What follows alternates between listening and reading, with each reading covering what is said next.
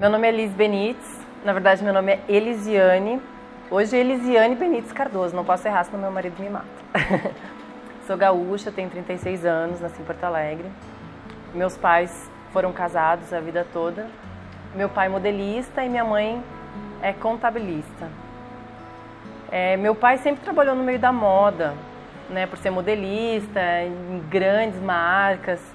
E ele me levava muito cedo para ver os desfiles, desde pequena, estar no meio da moda. Então, para mim, isso sempre foi uma coisa muito normal, estar no meio da moda. Os meus pais eram católicos e dificilmente a gente ia para a igreja. Ia de vez em quando, na igreja católica e tal. E começou a me inserir nesse meio da moda e para mim era tudo muito normal ver aquilo. Nos bastidores, as pessoas trocam de roupas uma na frente da outra, mas é tudo muito profissional. E veio o convite de eu ser modelo muito cedo, convite para eu ir para o Japão. Eu tinha 13 anos e na época minha mãe não deixou, eu fiquei muito brava com a minha mãe. Enfim, eu comecei a modelar em Porto Alegre mesmo. Eu fazia muitos comerciais, fiz comerciais de bombons muito famosos, comercial do shopping. Fazia muita coisa, bastante catálogo, essas coisas lá em Porto Alegre. E comecei a trabalhar numa loja de bolsas, na Vitor Hugo. Trabalhei 5 anos lá. E aí conheci 2 meninas que trabalhavam comigo e as duas falaram, bom, vamos embora para São Paulo. Uma morava sozinha, tinha a casa toda montada, e a outra morava com a avó. Então a gente pegou as nossas rescisões, a gente fez acordo, meu chefe na época me demitiu. Eu peguei 5 mil reais, a gente uniu nossos dinheiros, a gente pegou a mudança da casa de uma dessas minhas amigas, colocou dentro do caminhão e veio para São Paulo. Eu tinha uma amiga, a Priscila, que ela já morava aqui. Essa minha amiga me acompanha de muito tempo, trabalhou comigo na loja em Porto Alegre, e a gente se falava de vez em quando por telefone. E a Priscila é uma pessoa muito importante na minha vida, assim, muito responsável por tudo que eu tô vivendo. Depois de Deus, assim, ela foi a pessoa que mais me tocou. Chegou aqui no primeiro mês, uma das meninas arrumou um namorado, casou, levou todos os móveis de dentro de casa. A outra também namorava um menino aqui de São Paulo, eu fiquei sozinha dentro do meu apartamento. Eu em um colchão, assim, fiquei sozinha, sem televisão, sem nada, vivendo 8 meses, eu vivi com aquele dinheiro da minha rescisão que eu trouxe. E porque aqui em São Paulo, eu cheguei aqui para modelar. Só que aqui em São Paulo é muito difícil, as pessoas se iludem muito, porque existem muitas modelos, as pessoas são muito magras, existe muita concorrência. Então eu cheguei achando que era uma coisa e me deparei com outra. Nessa época, a minha amiga já ia na igreja, minha amiga já era evangélica, ia numa batista, a minha amiga Priscila. E um dia eu cheguei e falei, Pri, eu gostaria de ir na sua igreja, um dia com você. Ela falou, lógico, Liz, vamos na igreja comigo. Eu fui pra igreja com ela, achei legal o culto, mas eu pegava só o que me servia. Tipo, achava algumas coisas legais que o pastor falava, mas algumas coisas eu não achava legal, porque eu ia ter que deixar muita coisa do mundo. Então tinha coisas que eu não achava legal, eu escutava, ia pra casa e quando eu sentia necessidade, eu ia na igreja com ela. Se passaram 8 meses, eu fiz muitos testes, vivi com esses 5 mil reais durante 8 meses, porque eu não ganhava dinheiro suficiente. Aqui, quando você é modelo aqui em São Paulo, logo no início, você faz muito editorial, que são aquelas fotos dentro de revistas, e aquilo não é pago, aquilo é mais uma divulgação, né? Capa de revistas, essas coisas, nada é pago. Então passaram-se esses 8 meses, meu dinheiro acabou, eu não tinha mais como ficar, voltei para Porto Alegre. Quando eu voltei para Porto Alegre, as coisas começaram a acontecer aqui para mim. São Paulo é uma cidade muito diferente de qualquer outra. É muito trabalho, é muito glamour, é muito diferente. E como eu já tinha passado 8 meses fazendo muitos testes, começaram a me chamar. Aí me ligaram e me falaram, olha, Liz, agora você tem um catálogo para você fazer e tal, você vai ter que vir para São Paulo. Eu vim para São Paulo e meu cachê foi legal, eu fiz as fotos E aí eu encontrei a Dani, a gente ficou amiga porque ela virou minha cunhada na época, né? Então, tipo, ela era minha cunhada, a gente começou a conviver, eu comecei a viver mais um pouco desse mundo dela e logo depois a minha vida mudou radicalmente. Porque o dia que eu fui na rádio com a Dani, o Emílio me chamou pra ser paniquete. E não sabia direito o que era paniquete e tal, mas eu falei, bom... A Dani me falou, vamos comigo, você tem que ir, você tem que virar paniquete e tal. Eu falei, bom, vamos lá. Eu nunca tive um sonho de ser super famosa. Eu gostava de modelar, gostava de fazer minhas fotos, gostava da minha vida de modelo, que era aquela minha vidinha de modelo, onde eu ia lá fazer minhas fotos, voltava pra casa. Saía os meus catálogos, as revistas, mas eu nunca tive essa exposição. O primeiro dia que eu cheguei no Pânico, era um mundo completamente diferente pra mim. A partir daquele dia tudo mudava, assim, porque... Enquanto eu achava ser bonito, ser magra, viver nesse mundo fashionista, eu partia por um lado completamente diferente. E eu lembro que a primeira vez que eu participei do programa, que foi num domingo, né? Era ao vivo, eu cheguei em casa e falei, nossa mãe, como é que eu vou ficar? Porque na época não era biquíni ainda, era uma sainha, um top. Eu falava, nossa mãe, como é que eu vou ficar assim, não tem nada a ver comigo e tal. Só que também eu lembro que naquela primeira semana... A gente fez um evento e com todo o elenco, porque os eventos que a gente fazia era com todo o elenco, tipo, ia todo mundo, fantasiado, Vesgo, Silvio, todo mundo. E foi um aniversário de 1 ano. E o meu primeiro evento eu ganhei R$500. Eu paguei meu aluguel, me sobrou 200. Aí eu falei, não, vou de novo no domingo, porque a gente ganhava R$150 na época de domingo, mais ou menos isso, R$150, 200, eu não me recordo muito. Então o dinheiro de domingo, na verdade, não fazia muita diferença, mas o dinheiro dos eventos faziam diferença. Eu comecei a ganhar dinheiro fazendo evento, sabe? Meu cachê foi aumentando e o elenco inteiro, a gente fazia muita presença em aniversário de 1 ano, aniversário de 15 anos, em balada. Então, por mais que eu achasse aquilo lá fora do meu mundo, que eu vivia na época, eu comecei a me adaptar. Comecei a ter dinheiro, comecei a pagar as minhas contas facilmente, comecei a ter coisas que eu não tinha. E aí eu comecei a viver um outro mundo dentro do Pânico. Eu ia para os eventos e eu via que as pessoas falavam, nossa, olha como as meninas são gostosas, um corpaço. E eu era muito magra. E eu comecei a me sentir muito mal por isso. Então eu comecei a tomar anabolizante. Aí, pra mim, aquilo na minha cabeça já começou a virar uma confusão. Porque antes eu queria ser muito magra. Aí tomava remédio para emagrecer. Aí depois eu queria já ser forte. Aí comecei a tomar anabolizante. Eu não podia comer mais nada. Eu sempre tive essa restrição de comida. Nunca podia comer. E aí começaram também as coisas assim... As pessoas me julgavam muito, começaram os preconceitos. Eu andava no meio das pessoas, eu via que as pessoas tinham preconceito porque a gente estava de biquíni. Então assim, eu comecei a sentir isso, eu comecei a viver isso.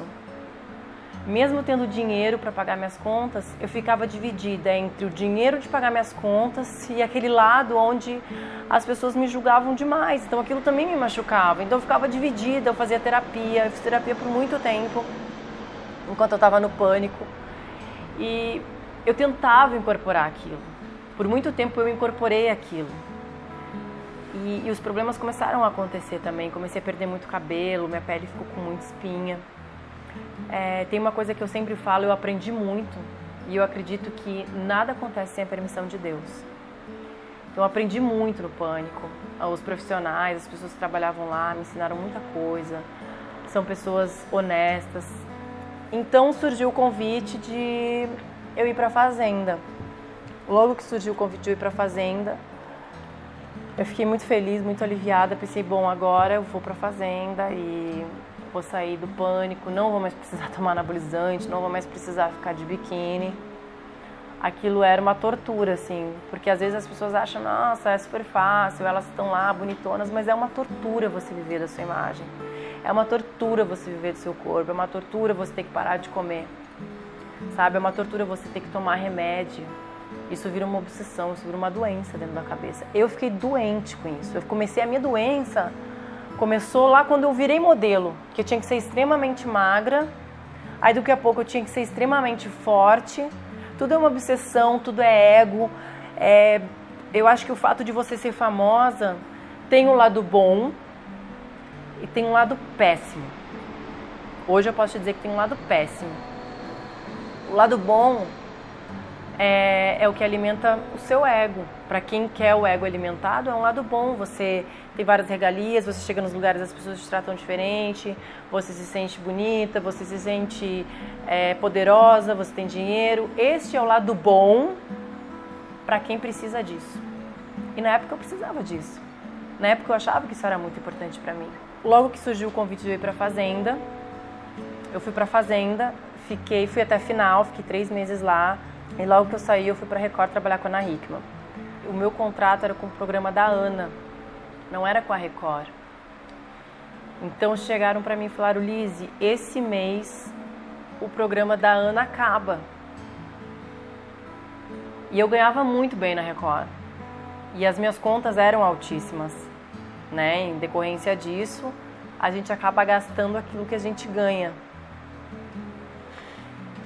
E realmente o programa acabou, meu contrato acabou e minhas contas continuaram caindo. É muito interessante que eu fui numa reunião na casa de um amigo meu, do Manguaça, que inclusive trabalhou comigo na Record, e ele me falava muito de Deus. E eu fui numa reunião na casa dele, onde foi um culto de ação de graças. E eu fui convidada para estar lá. E nesse culto, tinha um pastor e uma missionária, o pastor Marcos e a missionária Jo. E o pastor Marcos falou muito nessa reunião e a missionária falou muitas coisas para mim. E eu, no calor da emoção, escutei. Aquilo não fez muito, assim, fez sentido para mim, mas foi como sempre era. Entrava por um ouvido, o que eu achava legal, eu ficava, o que não servia para mim, eu dispensava. E essa missionária, no outro dia do culto, ligou para essa minha amiga Priscila e falou: olha, Deus tem muita coisa para fazer na vida da Lizzy, ela tem um chamado e o dia que você quiser, você fala para ela que eu quero falar com ela. A Priscila me deu o recado, eu fiquei com aquilo na minha cabeça. Até pensei assim: legal se um dia eu ligar para ela, mas eu acho que no momento não tem necessidade de eu ligar para ela.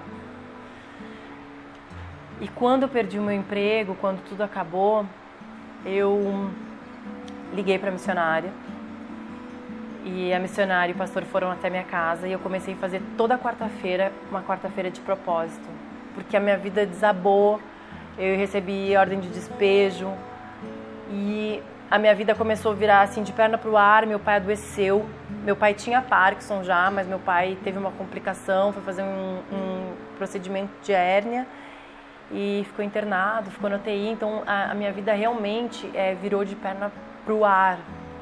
E eu comecei a fazer esse propósito de quarta-feira. Eu estava muito desesperada financeiramente e eu tive um sonho. Eu tive um sonho onde eu estava com o mar assim pelo pescoço, tinha muitas ondas, era noite e Jesus me chamava na beira da praia, assim, onde tinha areia, e ele falava: vem, minha filha, vem.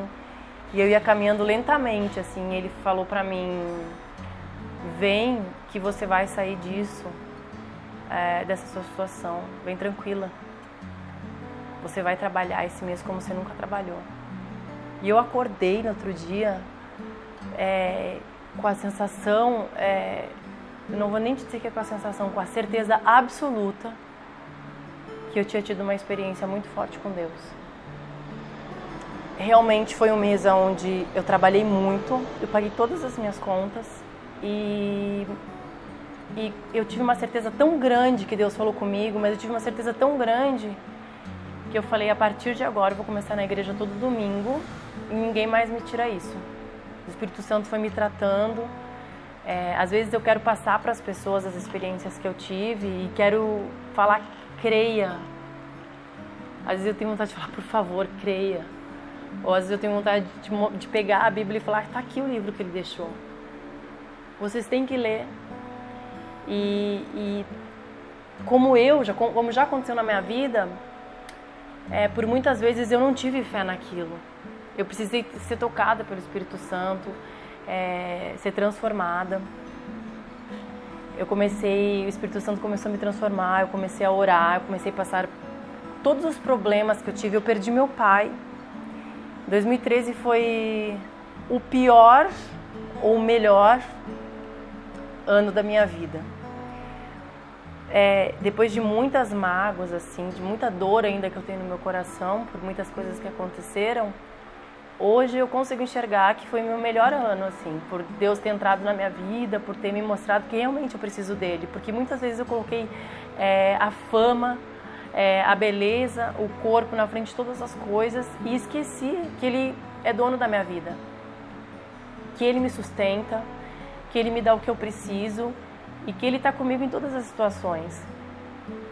Então mudou muito a minha vida. O ano de 2013 foi um marco na minha vida. Eu tinha 33 anos e foi uma mudança muito radical, onde parece que o Espírito Santo veio e pá, entrou no meu coração, assim. Isso eu sempre descrevo, assim, parece que eu estava numa parede e veio um negócio, assim, no meu coração. E eu comecei a ter experiências fortíssimas com Deus, eu comecei a orar muito sempre, porque eu nunca acreditei no poder da oração. E comecei a orar e tudo eu entregava nas mãos de Deus. Inclusive, eu entrego hoje a minha vida nas mãos de Deus. Eu entreguei e todos os meus problemas eu coloco na mão dele. Ah, Lizy, você não tem problema? Tenho problema, tenho aflições, mas hoje eu consigo lidar com esses problemas, eu consigo lidar com essas aflições. Ano passado, no início de 2015, eu conheci meu marido. Na verdade, foi no finalzinho de 2014, mas a gente foi ficar junto só no início de 2015. E foi uma transformação também na minha vida. Eu acho que a gente tem muita coisa para fazer juntos, porque ele não ia na igreja quando eu conheci ele. Ele acabou indo por livre e espontânea vontade.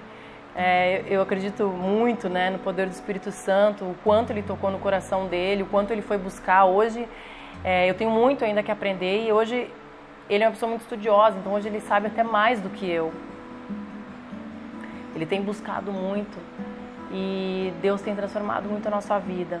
Hoje eu vejo que você colocar o seu corpo na frente das coisas, a sua beleza, o seu ego, colocar o dinheiro na frente das coisas, pode te levar à perdição, pode te levar a muita coisa fútil, a muito pecado.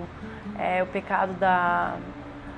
pecado é soberba, é pecado de muita coisa, assim. Então, eu entreguei minha vida mesmo para Jesus, eu entreguei minha vida para Deus e que seja feita a vontade dele. Bom, gente, o que eu posso dizer para vocês é você que está aí me vendo agora, você que não acredita, você que tem passado por vários problemas, por várias tribulações, entrega a sua vida para Deus, deixe que Ele guie sua vida, deixe que Ele transforme sua vida. Porque Deus transforma, sem dúvida.